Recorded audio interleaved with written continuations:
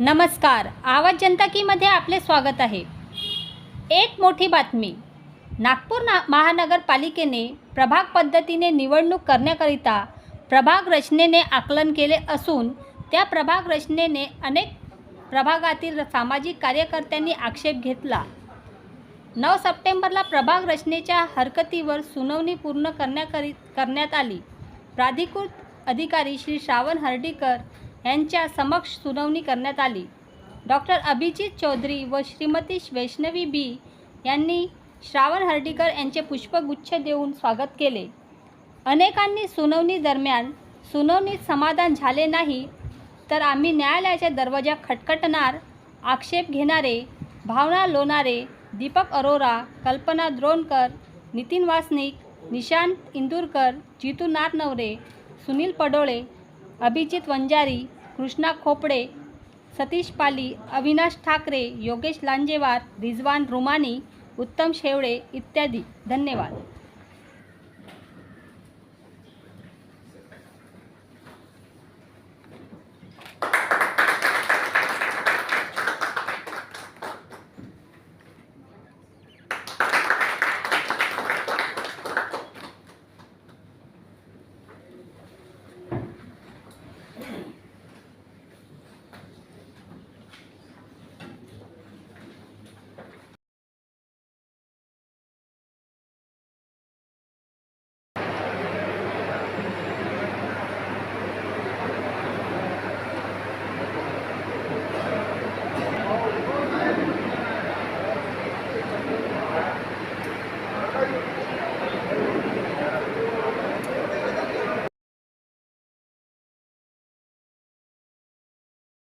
आज महानगरपालिकेमध्ये प्रभाग रचनेकरिता झालेल्या आजच्या आखरी दिवसामध्ये आपण तिथं टाकलेल्या त्रुटीमध्ये आपण सक्रिय होता आणि आपण तिथं पोचल्यानंतर आपल्याबद्दल काय बोलण्यात आला, प्रभाग रचनेबद्दल काय बोलण्यात आला, लोकसंख्येबद्दल आपण काय मागणी केली याबद्दल आपण सविस्तर जानकारी द्याल.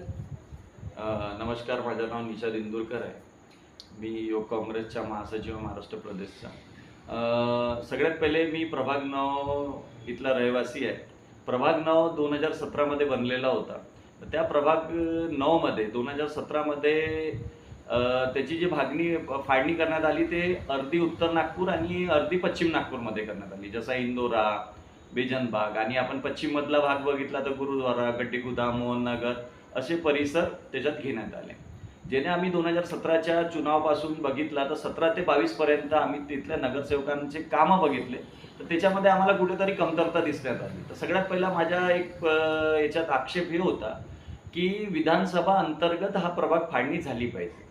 जशी की उत्तर नागपूरमध्ये आम्ही राहतो तर उत्तर नागपूरच्याच परिसर ह्या प्रभागामध्ये आल्या पाहिजे.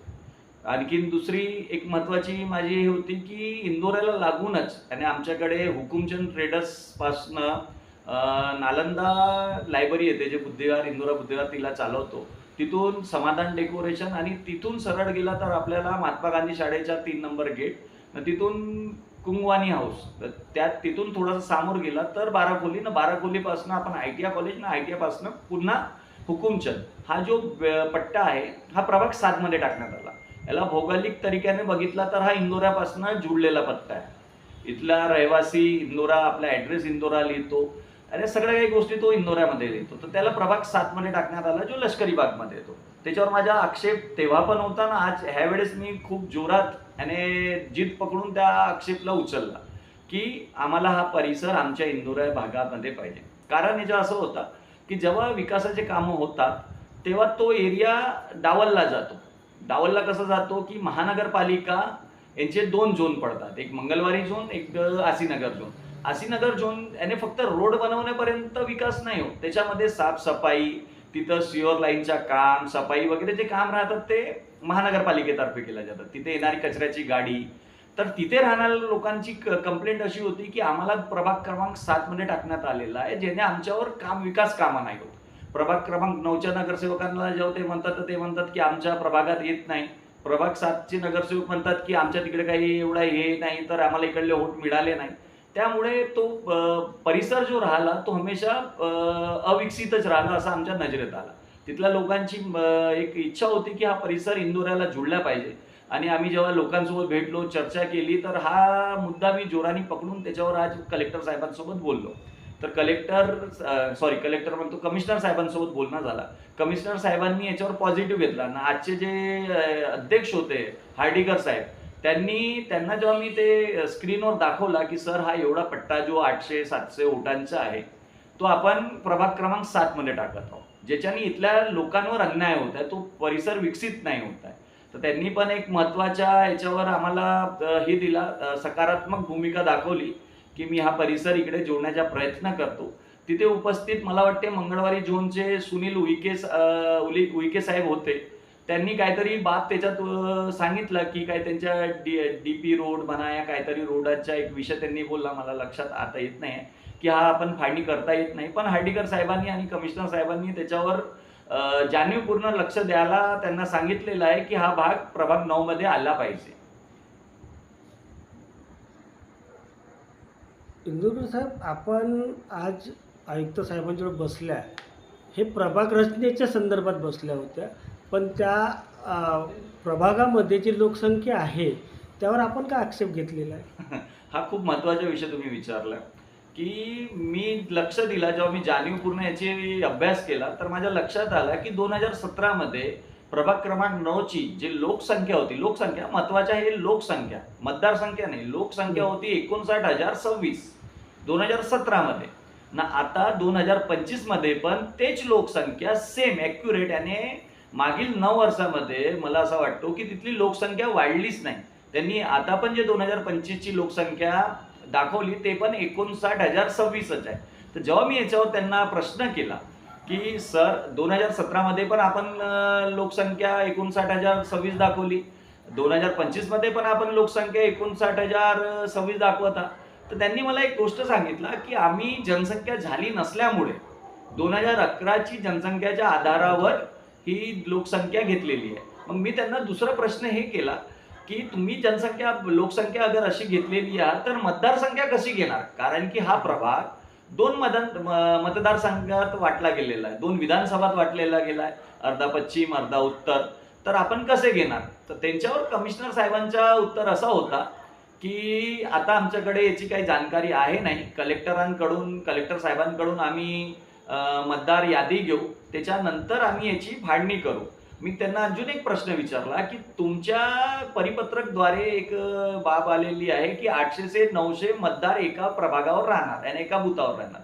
मी मागे माझा ज्याच्यात मत येतो तो प्रभाग बूथ क्रमांक 142 इंदोरा आनंद रोड साधू मोल्ला होता. त्याच्यामध्ये 1350 वोटर होते. तर ते 1350 वोटर तुम्ही त्यांना कसे 900 मध्ये आणणार? कारण की 1350 वोटरला तुम्ही अगर 900 मध्ये आणत आहात तर तुम्हाला कमीत कमी 400 वोटर हे करावं लागतील, मला कमीत कमी एक अर्धा बूथ तुमचा बनतो. तर त्याच्यावर आम्ही अभ्यास करत आहोत, असं उत्तर कमिशनर साहेबांनी हार्डीकर साहेबांच्या समोर आम्हाला दिला. लंबा झाला का?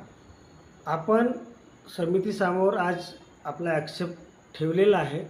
आज आपला अनुभव काय तिथला वाटला, आणि असं वाटते आहे काय की प्रभाग रचनेमध्ये आपण जे प्रश्न उचललेले आहेत ते सॉल्व्ह होईल? मला असं वाटलं की फक्त तिथं लिपापोती होत आहे. ज्याप्रमाणे तिथे व्यवस्था होती, तिथं मला वाटते पाण्याची पण व्यवस्था त्यांनी केली नाही. आज महानगरपालिकाच्या 5,500 करोडचा बजेट आहे, पण तिथं पाण्याच्या बॉटला नव्हते. तिथे तोच खुल्ला पाणी, महानगरपालिका एकीकडे म्हणते स्वच्छता वापरा, पण तोच गिलास तोच पाणी तिथनं देण्यात आला. पण मला हे सगळं एक लिपापोतीसारखा वाटला. अगर मागणी पूर्ण होत असेल तर आपल्याला त्याच्या येणाऱ्या वेळेमध्ये दिसेल, पण मला असं वाटत नाही कदाचित ते कुठेतरी मागण्या पुरी करतील. ते एक फॉर्मॅलिटीज करत आहेत आणि त्या फॉर्मॅलिटीच्या माध्यमातून हा वेळ काढण्याचा प्रयत्न प्रशासन करत आहे, असा मला तिथून लक्षात आलेला आहे. अधिकतर ज्यांनी आक्षेप घेतलेला आहे त्यांच्या असाच म्हणणं झालेलं आहे की जर आमच्या मागण्या आयुक्त साहेबांनी पुऱ्या केल्या नाही तर आम्ही कोर्टच्या माध्यम आम्ही करणार आहोत. आपली काय मागणी आहे?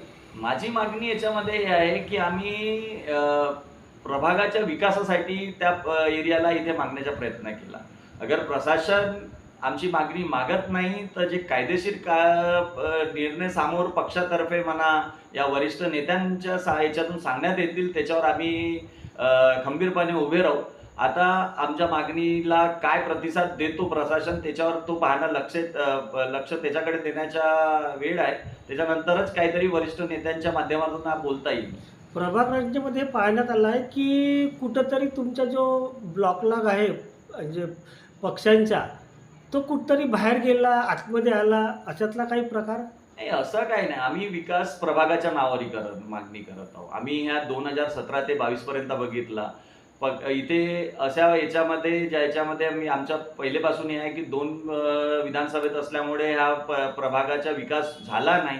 कुठेतरी इथले जे प्रतिनिधी होते ते कुठेतरी काम करू शकले नाही. म्हणून एक मागणी धरून बोलली गेली की भैया विधानसभाच्या अंतर्गत हा प्रभाग राहिला पाहिजे. हे सरासर इन्साफ आहे इथल्या नागरिकांवर की प्रभागाला 2 विधानसभामध्ये वाटण्याचं काम प्रशासनाने केलेलं आहे. इंदुरकर साहेब, मला एक सांगा, आत्ता आपल्याला ज्या प्रभागात आपण जी मागणी केलेली आहे त्यात तुम्हाला असं वाटतंय की तुमच्या जो काँग्रेस पक्षाचा जो मतदान आहे हा कुठतरी प्रभाग 9 मधून 7 मध्ये टाकण्यात आला आहे, अशी काही? मी जसा ज्याच्यावर आक्षेप घेतलेला आहे तो एक पट्टा, त्याच्यात 2 बूथ येतात ना. खरंच तिथले जे वोटर आहेत ते मला वाटते की ते काँग्रेस पक्षाच्या विचारधाराला मानणारे लोक आहेत, काँग्रेसला वोट देणारे लोक आहेत. त्यांना जाणीवपूर्वक प्रभाग क्रमांक 7 मध्ये टाकण्याचं काम मागच्या वेळेस 17 मध्ये पण करण्यात आला ना, आता पण करण्याचा प्रयत्न केला गेलेला आहे, ज्याला आम्ही होऊ देणार नाही ना. ह्यावेळेस याच्यावर प्रमुखतेने आम्ही प्रश्न उचललेला आहे.